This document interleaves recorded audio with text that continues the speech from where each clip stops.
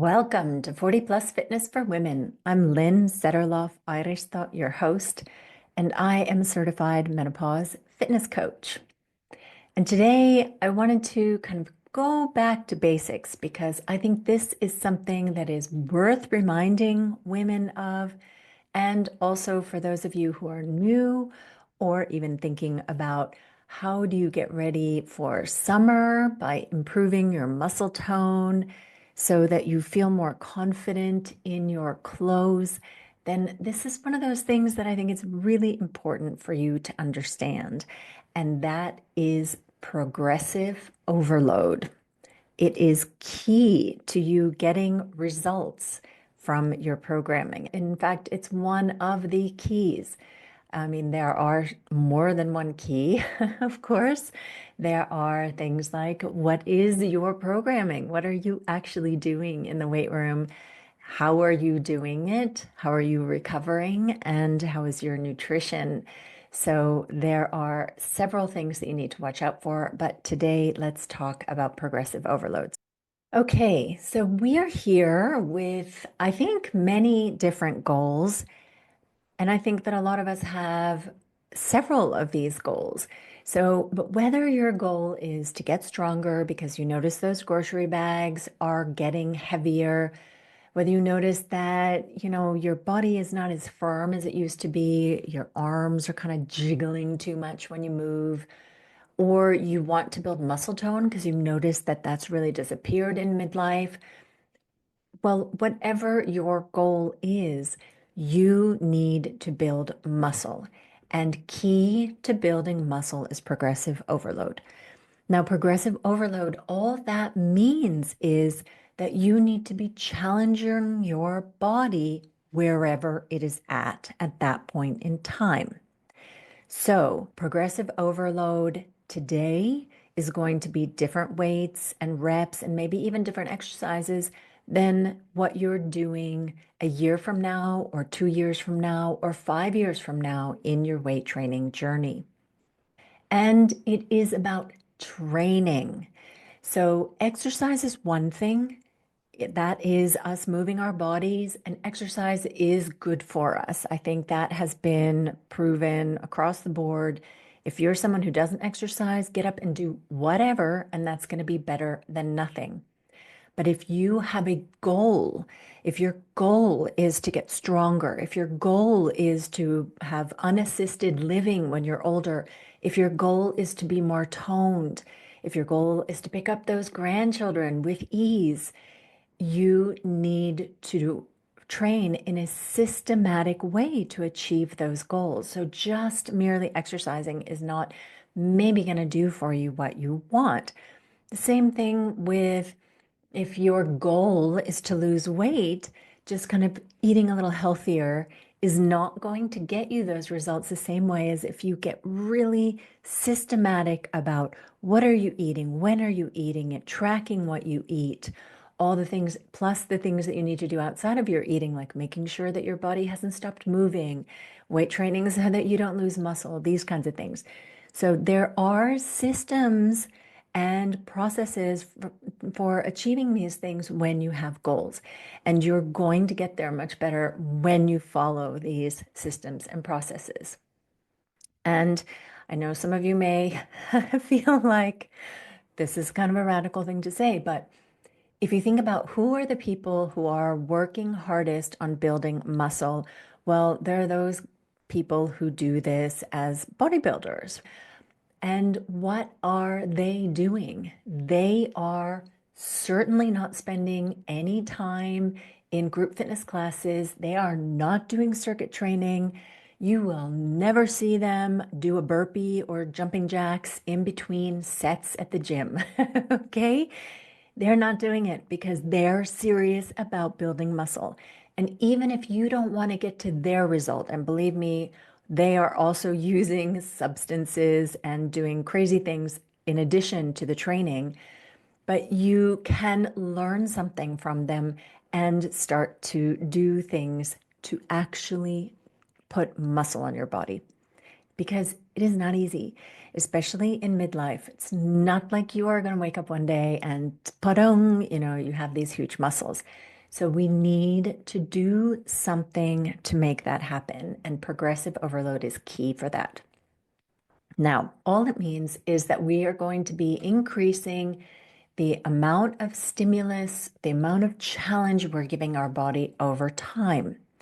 And the easiest way to do this is to think about rep ranges and the weights that you're lifting.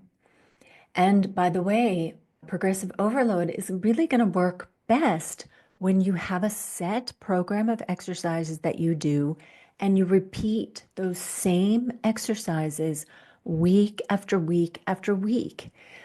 In fact, most of us who are doing this longer term, we're not swapping out a whole ton of exercises over time.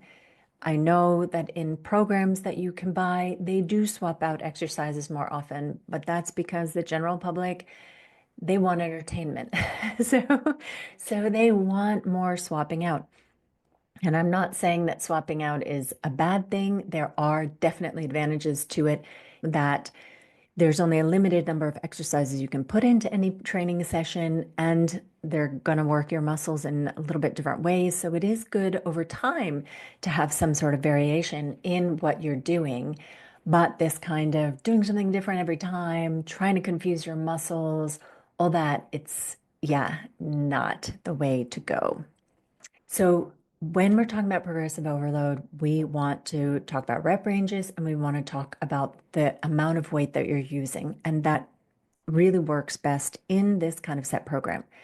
So when you start weight training, you're going to figure out what is your weight that you're using for a particular exercise. And I know I use bicep curls a lot, but it's an easy one. So you figure out what is your starting weight on bicep curls. Your coach has given you a rep range to work in. Generally, if you're new to lifting, something like 8 to 12 reps is a good place to start. It's a long enough number of reps that you are not lifting you're not struggling in the first reps that you do, but it's not so long that you're exhausted by the time you get to number 12. So 8 to 12 is good. And the way you should use the rep ranges, and I think this is something that, you see on social media all the time, that people are like, do this for 8 to 12. It's not that you should like always pick up the same weight and just do 8 to 12 of that particular exercise. You can work in the 8 to 12 rep range, but how much weight you pick up is going to change over time. So in an ideal world, the first time you go in to do bicep curls, you are going to find a weight that feels challenging for you when you get to your eighth bicep curl. Now, what does challenging mean? It means that, you are having to put in some effort to do that last curl. You'll notice the effort by things like involuntary slowdown. So that rep will be slower than the first one. So if you video yourself and then you clip the video, so you just see your first rep and your last rep, you'll notice that your last rep is happening at a slower pace, not because you've decided to make it go slower, but because you just can't keep it going at the same pace because your muscle fibers are starting to tire out. Okay. And when you get more experienced, you'll start to be able to notice in the feeling of how you're lifting that, hey, I'm getting to the point or close to the point where I won't be able to do another one. Okay. So you want to be able to challenge yourself enough that you're getting close to as many as you can do. That's called working to failure.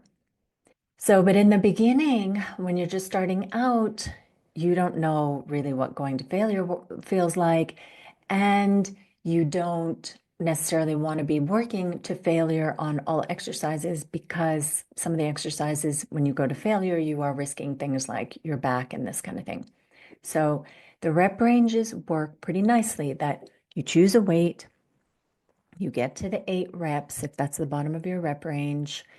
And then, great, that's a good weight for you to start with. The next time you do the same exercises, so you do that same bicep curl, you pick up that same weight that you were able to do 8 reps with last time, and this time you aim to do 9 reps. Okay? And if you can do the 9 reps, fabulous. Then the next time you come in, you aim to do 10 reps, and so on and so forth until you're at a point where you can do 12 reps with the weight that you started with. Let's say that was 5 pounds. So you can do 12 reps with the 5 pounds. That feels good. Your form's good. You can be struggling on the last rep. That's fine. You should be struggling on the last rep, but it feels good. The form's good. And then you switch up to a higher weight. Now, generally, you don't need to increase the weight a huge amount. But when we're talking about a muscle like a bicep and you are dealing with dumbbells, which only come in certain sizes, right? It's not like you have a 5.2 pound dumbbell out there. The next one is going to be a 6 pound dumbbell, or maybe it's even a 7.5 pound dumbbell, which is a huge leap. So you pick up that next size that you've got, and then you do your reps with that. In an ideal world, you're back down to the bottom of your rep range. So then you're able to do 8 reps. But sometimes, let's say you only have that 7.5 pound dumbbell, then it may be that you're only able to do 4 reps. So, anyway, in an ideal world, you would pick up a little bit heavier weight, which would allow you to get the 8 reps, be kind of struggling on that 8th rep again. And then you would go again, progressively overloading in that the next time you try to get the 9 reps. And when you've gotten the 9 reps, you go to 10 reps. When you've gotten the 10 reps, you go to the 11 reps. 11 reps, you go to the 12 reps. Okay. So if you understand like this basic idea of how you're working within the rep ranges and then increasing weights once you get to the top of your rep range. So once you're able to do 12 reps with good form with that particular weight, then you switch up to the next weight up. Okay, so that was kind of the meat and bones of it, that you're working in rep ranges. You're starting at the bottom of your rep range with a particular weight. You're going to continue working with that weight as you increase the number of reps you do over time. Sometimes you're able to progress pretty quickly. Sometimes that may take months, to get to the top of your rep range. So it just depends on where you are in your journey, what muscles we're talking about, and all these things. Now, let's add in a little bit of nuance around this. So, generally, you're not just doing one set of each exercise. So, I was talking about this as if you were just doing one set. Generally, you're doing 3 sets, 2 or 3 sets. But I think 3 is fairly typical. So, what about with what are you doing in each one of the sets? Let's say at the point where I am now, for example, I am at a point where I'm not progressing very quickly in my weights because I've been doing this already for 3 years, and I'm reaching the point where progress is slow. And if you're at that point, then this may help you out. So let's say with the bicep curls, for example. So I'm doing with the weights that I've been working for this whole year. No, I have not increased my weights. But when I first, so I had been doing 10 kilo weights, and then the next up is 12.5 kilos, which is a humongous leap. That is a huge leap. It's like 25% more weight. And generally, if you look at what the certifying bodies recommend, they say something like 3% increase in weight. So 25% is a lot more than that. But there are no other dumbbells, so I had to do that. Anyway, so when I went from the 12 kilo weight, I mean the 10 kilo weights, jumped up to the 12, I could do, I think it was like 3 reps, okay? And I could do maybe I could do 3 reps on the first set, 3 reps on the second set, 2 reps on the third set. Okay. So next time I came in, my aim was to get 3 reps on all 3 sets. So that's what I aimed for. When I was able to get 3 reps on all 3 sets, then I started aiming at, okay, in one of these sets, I want to get 4 reps. And it didn't actually matter which one of the sets. I wasn't like being strict like that because sometimes the first set, when you're doing it, I notice I'm still a little bit warming up. So maybe the second set that I'm able to actually perform better in. But anyway, so it's like this very slow progression. And then there are weeks where maybe I've been sick. Maybe I didn't sleep so well the night before. Maybe I didn't take as many recovery days or I've been out partying with my friends. So, so I wasn't even able to hit the reps that I was able to do before. That is life, but I kept challenging myself till I'm close to failure and trying to progress over time. But you can see how this requires, you writing it down and being kind of systematic. And the reason also why writing it down is so important is that you set an expectation for yourself mentally because you can see that last time I was able to do the 12.5 kilos, I was able to do it 3 times per set. So I know, like I'm telling myself in my brain, I know I can do that. So then this time I can try to do more than that because to some degree this is really a mental game. I don't know if you've ever had a training session, and this happens to me all the time, where there might be some people around me and somehow that just gives me the energy. I'm just like, yes, I'm gonna like be really strong today, and I get in more reps. And if nobody's around me, then it might be harder for me to push myself as hard. I guess I'm a little bit competitive. Yeah. And if I were to think, if I think to myself, oh, I'm really tired today, I don't know what I can do, my training session might be worse versus, hey, I'm gonna crush it today. In fact, you've probably heard that if you're going into a job interview or something like that, that you should do the Superman or the Wonder Woman pose, I guess is what it is, where your hands are on your hips. Another one is that you like have your arms towards the sky and you open up your chest towards the sky. Well, that maybe you don't want to do in the middle of the weight room. But the Wonder Woman pose you can absolutely do between sets. And that's something that I guess triggers something in your mind that, hey, I can do it. And it could help you try it out, how it goes. But as I was saying, that you can see that this kind of very systematic writing things down is really the way that you're going to be applying the progressive overload. And for that reason, it becomes much harder to build muscle when you go into a group fitness class because you might be able to remember, oh yeah, I did 5, I used the 5 pound weight or the 2 pound weight or whatever it was that you used last time. But are you counting your reps? No, because the choreography is different than last time. Maybe even the exercises that you're doing, because in the group fitness classes, it's entertainment, right? It's exercise entertainment. It's to get people to exercise. It's not training towards a goal. I mean, your cardiovascular fitness will improve for sure as you do more of them, but it is more just general exercise. So you go to Body Pump, for example, and even though they do a lot of very, very similar things, you do not see people's weights going up in Body Pump. Well, first of all, it's not really strength and power training, it's muscular endurance training. But even if you were trying to do it as a strength and power training, you really are not going to see people increasing their weights there. There's nobody in a body pump class that lifts the same kind of weights as if they had been doing, if they had done those same exact exercises, like these same exact ones that you're doing in body pump.